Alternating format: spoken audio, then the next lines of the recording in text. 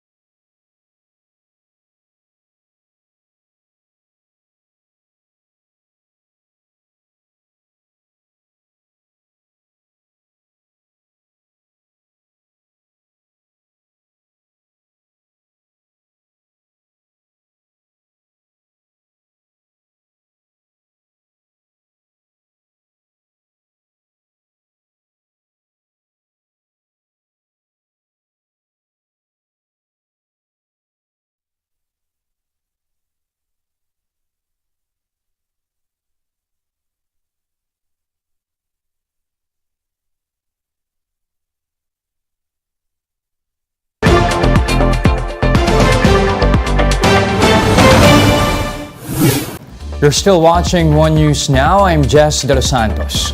South Korea warns of suspending a 2018 military pact with the North. So-called President Yoon Suk-yeol instructed officials to consider suspending its validity if North Korea violates its airspace again amid tensions over a recent intrusion of drones. The pact calls for a stop to all hostile active acts around the border, among others. Yoon also ordered the launch of a comprehensive drone unit that performs multi-purpose missions. Pope Francis says Pope Emeritus Benedict XVI was a, quote, great master of catechesis or religious teaching. Francis praised Benedict during his general audience at the Vatican, while thousands are paying tribute to the former Pope Benedict on the final day of public viewing in St. Peter's Basilica. Today, Pope Francis is set to preside at Benedict's funeral in St. Peter's Square. Benedict will be buried according to his wishes, that is, in the same spot under the basilica where the late Pope John Paul II was originally interred in 2005, before his body was moved up to a chapel also in the basilica in 2011.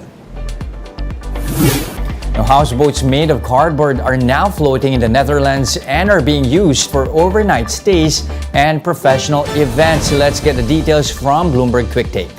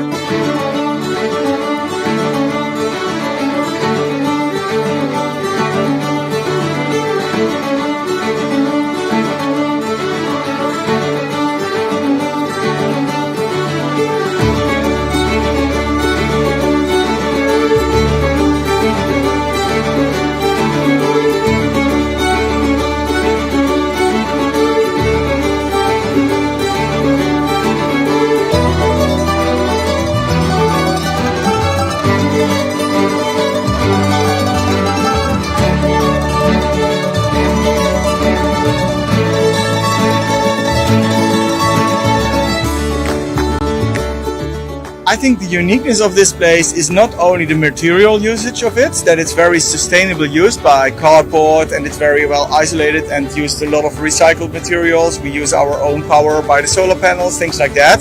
So it's well thought about the building process, but it's also of the usage. I mean, if you have very limited space in the Netherlands and especially in Rotterdam as an expanding, bustling city,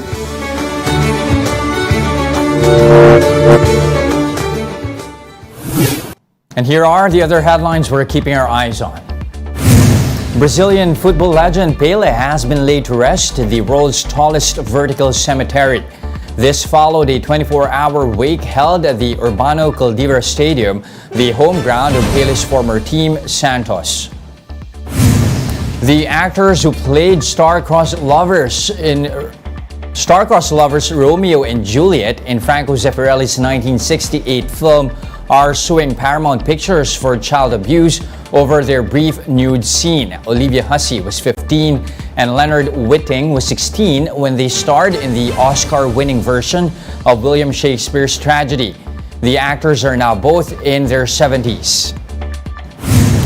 And Marvel actor Jeremy Renner posts his first selfie after sustaining a traumatic injury while plowing snow. The image shows Renner recovering in his hospital bed in Nevada, looking bruised with oxygen tubes in his nose. In the caption, Renner thanked his fans for their kind words. And those are the top stories of the hour. Join us again at 7:30 a.m. as we continue to monitor the day's biggest stories. You can also catch One News on Signal Play. Register an account now at signalplay.com.ph so you can stream One News live anytime, anywhere. I'm Jess De Los Santos. We are One News, all sides, all the time.